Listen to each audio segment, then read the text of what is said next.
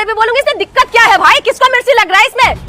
किसको मिर्ची लग रहा है बताइए? हिंदू मुसलमान के ये मुद्दे को छोड़ के अगर आगे बढ़ेंगे तभी तो शिक्षा, स्वास्थ्य, बिजली, पानी में बात होगी, तभी महिला सुरक्षा में बात होगी, तभी कुपोषण में बात होगा, तभी तो तमाम व्यवस्था जो हमारे देश के अंदर, तभी तो साइंटिफिक तरीके से हम आगे बढ़ेंगे। गोबर के अंदर हम लोग फंसे हुए हैं। मुसलमान कर लो, दाढ़ी टोपी कर लो, हिजाब कर लो, बहुत खुश रहते हैं। इसी कानून का राज है तो इस तरीके के बहराइश नहीं होते, संबल नहीं होते। और कानून का अगर राज है तो मंदिर के नीचे मस्जिद, जो मस्जिद के नीचे मंदिर ढूंढ रहे हैं ना, वो भी नहीं होते। हर बार इस तरीके के बयान देते हैं कि 20 और 80 की बात करते हैं, वो बार बार इससे हिंदू मुसलमान वाली बयान देते हैं। और अभी देखे ना किस तरीके के बयान दिया। क्या ये एक मुख्यमंत्री को ये शोभा देते हैं? बार बार कहती हूँ कि जो चीजें सरकार चाहते हैं, जो बीजेपी चाह रहे हैं, 2027 में चुनाव है यूपी के अंदर, तो अभी से माहौल गर्म होगा, तभी तो वोट बटेगा, तभी तो 80 और 20 में वोट बटेगा, और उसके बाद तभी तो 20 फिर से बीजेपी सत्ता में आ सकते हैं। नहीं तो बीजेपी को आपको लगता है सत्ता में आ सकते हैं? मनमोहन सिंह जी थे, राष्ट्रपति कौन थे? अब्दुल कलाम जी थे। जब मुसलमान राष्ट्रपति और उसके बाद सरदार प्रधानमंत्री होने के बाद भी हिंदू खतरे में नहीं आए, लेकिन सब ऊपर से नीचे तक सब हिंदू होने के बाद भी हिंदू खतरे में। प्रधानमंत्री हिंदू, राष्ट्रपति हिंदू,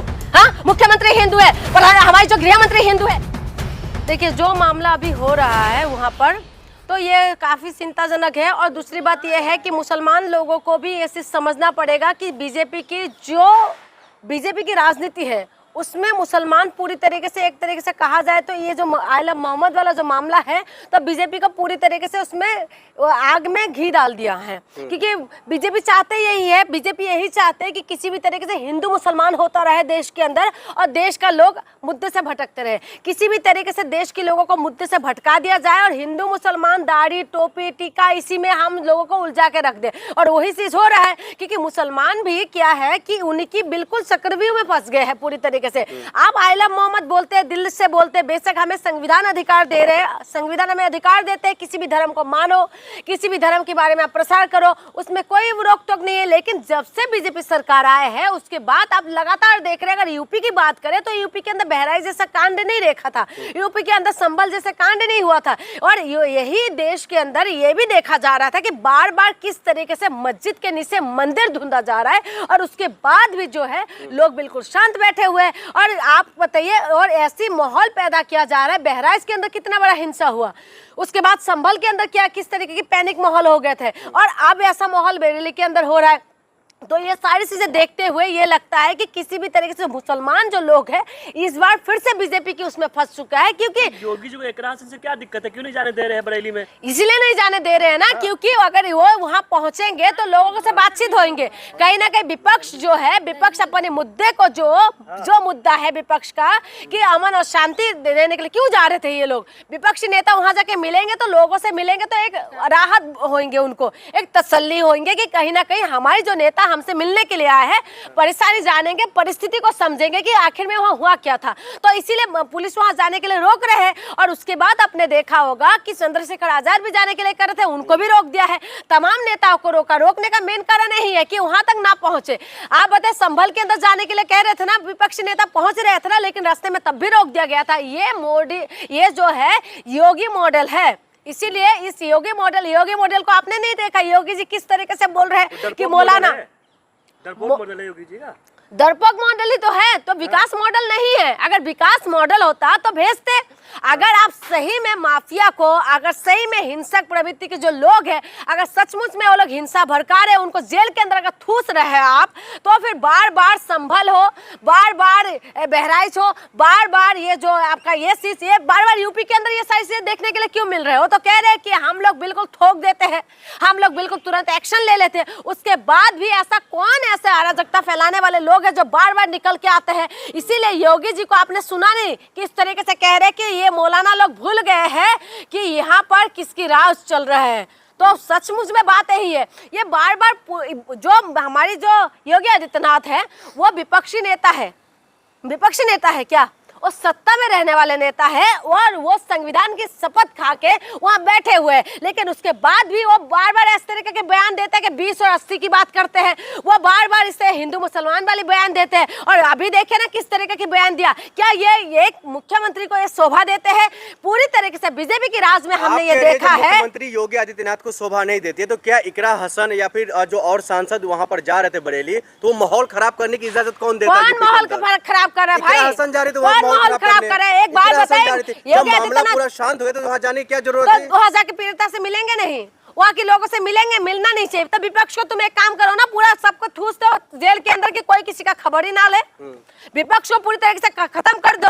तुम लोगों ने ऐसे भी तो बदनाम करने के लिए मीडिया तो दिखाते नहीं है ऐसे भी विपक्ष को, और उसके बाद विपक्ष को पूरी तरह से खत्म कर दो। ना तो बजेगा बांस ना बजेगा बांसुरी, पूरी तरीके से खत्म कर दो। विपक्ष का काम यही होता है कि किसी भी जगह पे अगर इस तरीके के हालात होते हैं तो वहां जाके लोगों से बातचीत करे। सत्ता पक्ष क्या कर रहे हैं? सत्ता पक्ष का काम है, अगर सत्ता पक्ष दमदार है, मजबूत सरकार है, उसके बावजूद दमदार और मजबूत होने के बाद भी उस सरकार में इस तरीके की हालत क्यों बार बार हो रहा है? क्यों हिंदू मुसलमान हो रहा है? क्यों दाढ़ी टोपी में बात होता है? क्यों मंदिर और मस्जिद में बात होता है? कि हिंदुस्तान पाकिस्तान क्यों होता है?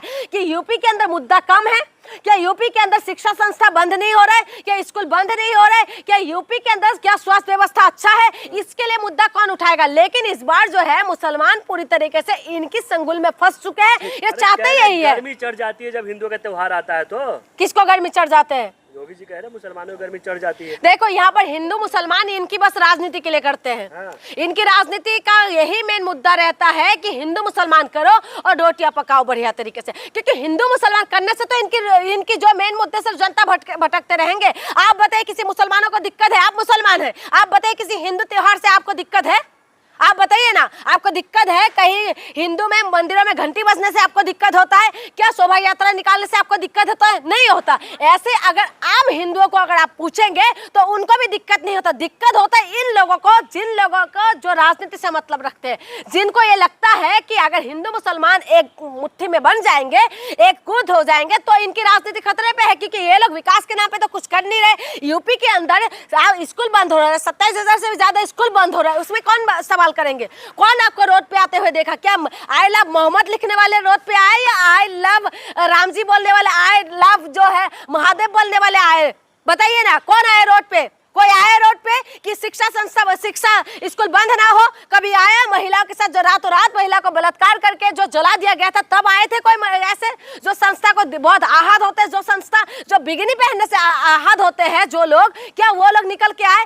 किसी को मुद्दे से कोई मतलब नहीं है। हिंदू मुसलमान कर लो, दाढ़ी टोपी कर लो, हिजाब कर लो, बहुत खुश रहते हैं। राम राज है, ऐसे पोस्टर लेकर नहीं कर सकते सड़कों पे आप? राम राज्य के अंदर ना सब तो शांति पूर्वक रहते हैं। राम राज्य के अंदर सब कुछ शांति रहते हैं। राम राज्य के अंदर ये सब नहीं होते कि आपस में लड़ना भिड़ना रहे। राम राज्य के अंदर क्या होता है?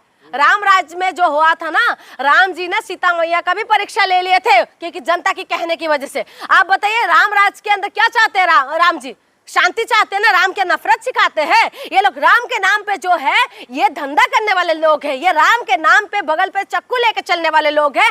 ये राम के नाम पे यही लोग बीजेपी वाले कर रहे हो। कौन कर रहे हैं? यही लोग तो करते हैं। लेकिन सबसे बड़ी बात है कि राम के नाम पे धंधा तो कर रहे थे, लेकिन अयोध्या वालों ने इनको सबक सिखा दिया। यही मैं कह रही हूँ, ये लोग बार बार इसी सारे शब्द को लेके, यही सारे मुद्दे को लेकर लगातार जो है देश का माहौल खराब कर रहे। देश के अंदर मोदी जी क्या बोल रहे हैं कि घुसपैठी घुस रहा है, हमारी जो है घुसपैठी घुस रहे हैं। तो आपकी सरकार के अंदर घुसपैठी कहाँ से घुस रहे हैं? इसका कौन जवाब देगा? अगर योगी जी कह रहे हैं कि यहाँ पर हिंसा भड़काने की कोशिश करें, अराजकता वाले जो लोग हैं यहाँ पर घुस रहे, तो आपकी सरकार है, आपका पुलिस है, आपका सब कुछ है, आपका सिस्टम आपके हाथ में है, तो फिर आप लोग क्या कर रहे हैं?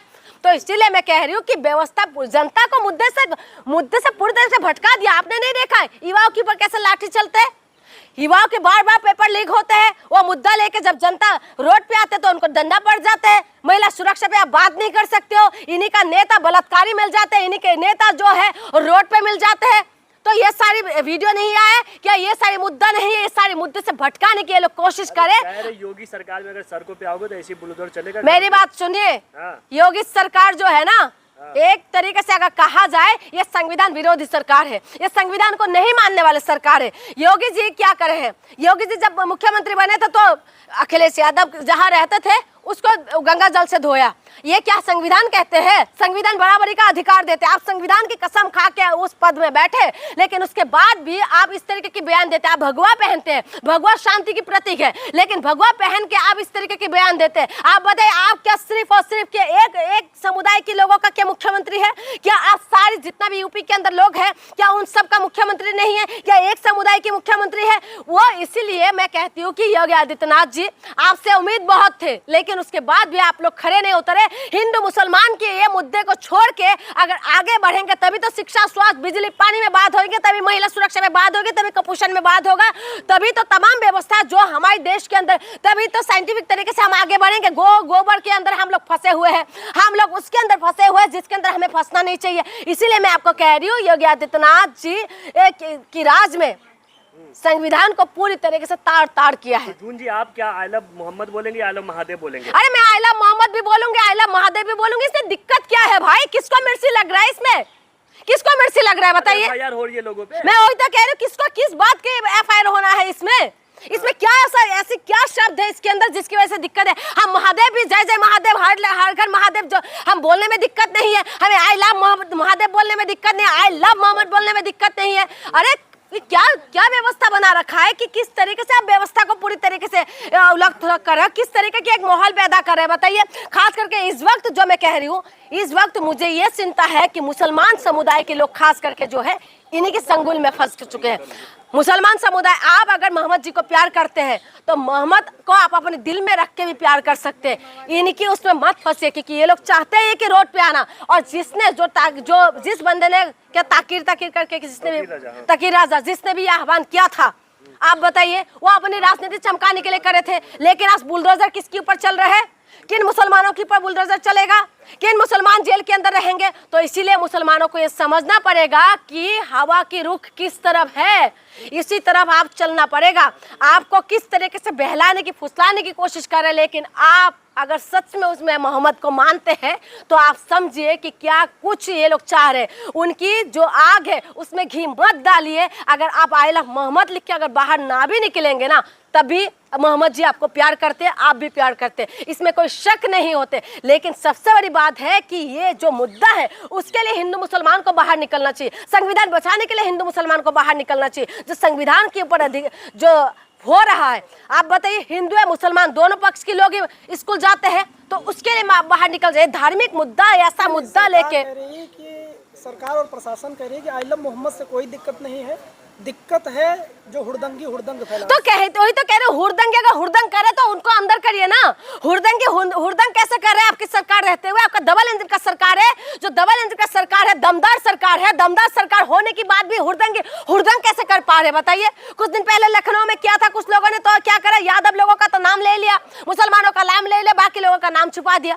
तो मैं यही कह रही हूँ, अगर हुड़दंग कोई लोग कर रहे हैं, कोई भी अगर हुड़दंग करे तो सत्ता आपके हाथ में, पुलिस आपके हाथ में है, सीबीआई आपके हाथ में है, सीआईडी आपके हाथ में है, सब कुछ आपके हाथ में होने के बाद भी हुड़दंग कर रहा है। कौन हुड़दंग कर रहा है? आपकी नाक के नीचे कौन हुड़दंग करने का साहस किया? अगर पुलिस अपने में आ जाए तो मैं बार बार कह रही हूँ कि पुलिस की वर्दी में वो ताकत है जो पुलिस सब कुछ कर सकते हैं। अगर पुलिस को पूरी तरह से खुला छूट दे दिया जाए तो कोई भी हुड़दंगी नहीं बच सकते, और कोई भी किसी का हुड़दंगी तो छोड़िए, चप्पल तक नहीं चोरी कर सकते।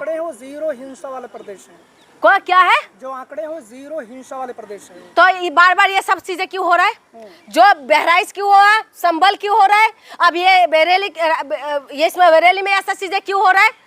देखिए, मैं बार बार कहती हूँ कि जो चीजें सरकार चाहते हैं, जो बीजेपी चाह रहे हैं, 2027 में चुनाव है यूपी के अंदर, तो अभी से माहौल गर्म होगा, तभी तो वोट बटेगा, तभी तो 80 और 20 में वोट बटेगा, और उसके बाद तभी तो फिर से बीजेपी सत्ता में आ सकते हैं। नहीं तो बीजेपी को आपको लगता है सत्ता में आ सकते हैं? ना रोजगार दे रहे, ना महिला सुरक्षा कर रहे, ना बिजली सही से दे रहे, ना पानी दे रहे हैं, ना ये लोग रोड के मामले में हाईवे को छोड़ के गली मोहल्ले में आप जाके रोड देखिए, ना उस मामले में सही है, ना स्वास्थ्य व्यवस्था ये लोग अच्छा दे पा रहे हैं। तो कुछ व्यवस्था में तो सारी चीजों में तो ये लोग फेल है, विदेश नीति में पूरी तरीके से फेल है। क्या है? कानून का अगर राज है तो महिला सुरक्षा होता। अगर कानून की राज है तो हाथरस की बेटी रातों रात नहीं जला दिया जाता। अगर कानून का राज है तो इस तरीके के बहराइच नहीं होते, संबल नहीं होते। और कानून का अगर राज है तो मंदिर के नीचे मस्जिद, जो मस्जिद के नीचे मंदिर ढूंढ रहे हैं ना, वो भी नहीं होते। कानून की राज में सब कुछ बराबरी तरीके से देखते हैं। हाँ, हिंदू जाग रहे हैं तो दंडा खा रहे हैं।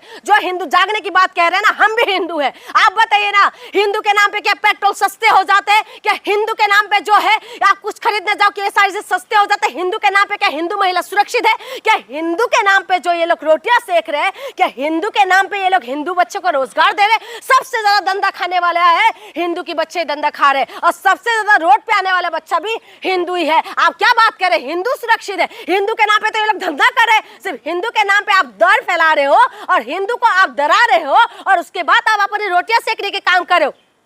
कोई हिंदू डरे वो नहीं है। और ना आप एक बात बताइए, पहले हमारे देश के प्रधानमंत्री कौन थे? कौन थे हमारे देश के प्रधानमंत्री? सरदार जी थे ना, मनमोहन सिंह जी थे। राष्ट्रपति कौन थे? अब्दुल कलाम जी थे। जब मुसलमान राष्ट्रपति और उसके बाद सरदार प्रधानमंत्री होने के बाद भी हिंदू खतरे में नहीं आए, लेकिन सब ऊपर से नीचे तक सब हिंदू होने के बाद भी हिंदू खतरे में। प्रधानमंत्री हिंदू, राष्ट्रपति हिंदू, हाँ, मुख्यमंत्री हिंदू है, पर हमारे जो गृह मंत्री हिंदू है, और उसके बाद सारे जो मुख्य जो मंत्री है सारे हिंदू है। उसके बाद भी आप कह रहे कि हिंदू खतरे में है। कहां से हिंदू खतरे में है? हिंदू खतरे में नहीं है, इनकी कुर्सी खतरे में है, इसीलिए कहते हैं हिंदू खतरे में है। आज जो लोग कहते हैं ना हिंदू खतरे में है, आप समझ जाइए कि हिंदू खतरे में नहीं है, ये इनकी कुर्सी खतरे में है। लास्ट एक बात बोल के मैं खत्म करूंगी। हमारी अभी आसाम में एक गायक खत्म हुआ है जो हमारे दिल में बसता है। वो कहते हैं ना तो मेरी कोई जाति है, ना तो मेरी कोई धर्म है, ना तो मेरी कोई भगवान है। और इसीलिए मैं कहती हूँ कि जात धर्म और भगवानों में उलझने से अच्छा है कि देश के मुद्दे पे उलझे। तो देश के मुद्दे पे उलझेंगे तो आपका विकास होगा। आस्था अपनी जगह है, चाहे आप मोहम्मद को मानिए, चाहे आप राम जी को मानिए, चाहे माता को मानिए, चाहे जय श्री राम को मानिए, उसमें कोई चाहे वाहिगुरु को मानिए आप, चाहे बौद्ध को मानिए, लेकिन अगर आप जो मुद्दे पे अगर आप अड़े रहेंगे तभी आपका विकास हो सकता है। नहीं तो हिंदू मुसलमान और हिंदुस्तान पाकिस्तान में पूरी तरीके से विनाश होगा, जैसे अभी बहुत सारे लोग जेल के अंदर बंद है। इसीलिए मैं चाहती हूँ देश के अंदर अमन और शांति रहे। और मेरी खास करके मुख्यमंत्री जी से भी निवेदन है कि ये सारी बातें ना बोले। आप पूरा प्रदेश के मुख्यमंत्री है, एक पक्ष का नहीं है।